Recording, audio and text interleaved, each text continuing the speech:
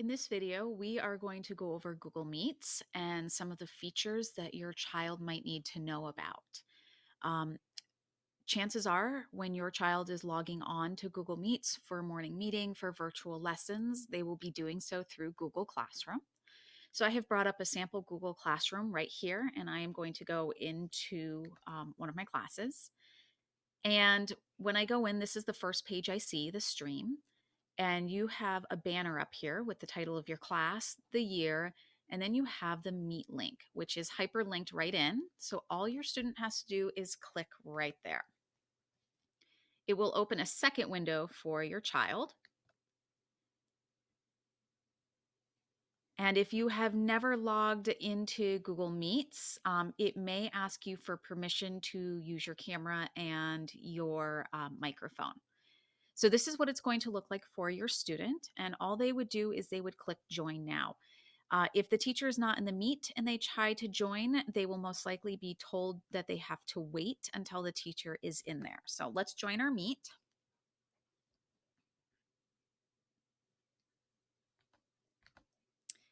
And this is what our students will see. So a few features that you are probably already familiar with. You have the mute button down here. A nice shortcut for this on your Chromebook is Control D. Makes it really easy and you don't have to worry about the mouse. You have your hang up button, and then you also have the ability to turn off your camera. That might be useful if the teacher assigns some independent work. You can turn off your camera while doing the independent work, but allows you to stay connected to the teacher if you have a question or if the teacher needs to get your attention to call you back. Up here, you have a chat feature. If you click that, it will open up a chat box that allows you to send a message. Everyone will see this.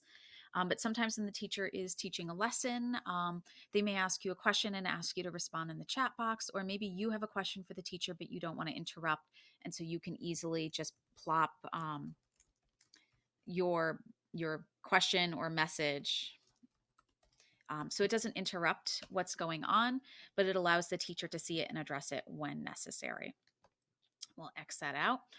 The last thing that you might need to be familiar with is your view.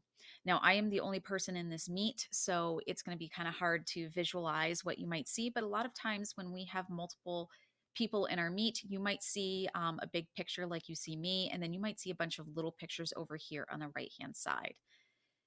Sometimes we would like to see our whole class instead of just seeing one large picture of the speaker and then little pictures. So over here in the bottom right hand corner, I have more options and I'm going to click that.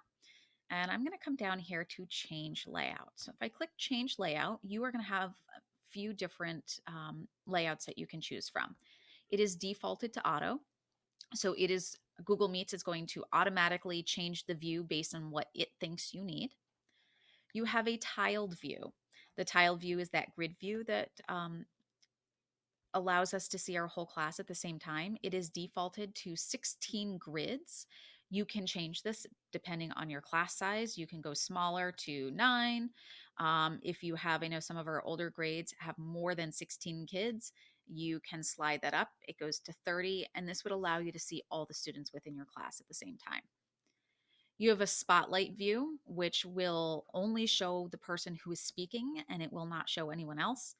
And then you have the sidebar view, which many of us are familiar with. It has a big picture of the speaker and then little pictures of other members of our chat over to the side, but it does not allow you to see everyone.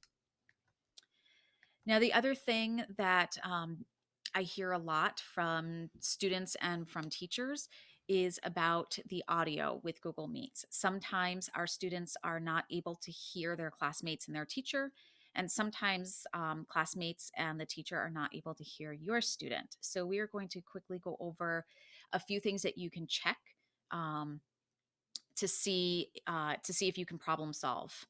So down here, most students have this in the lower right-hand corner. Some students have changed their settings and this option might be someplace else. But I'm gonna click down here where the timestamp is, and it's gonna pop up a menu for me.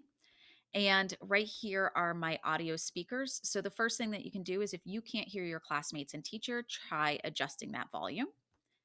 Now, if they can't hear you, come over to this little arrow, and it's going to bring up all of your audio settings. And down here is your input. This is your mic volume. And just try adjusting that up. If you're still having problems with your audio, please reach out to your teacher and have your teacher reach out to me.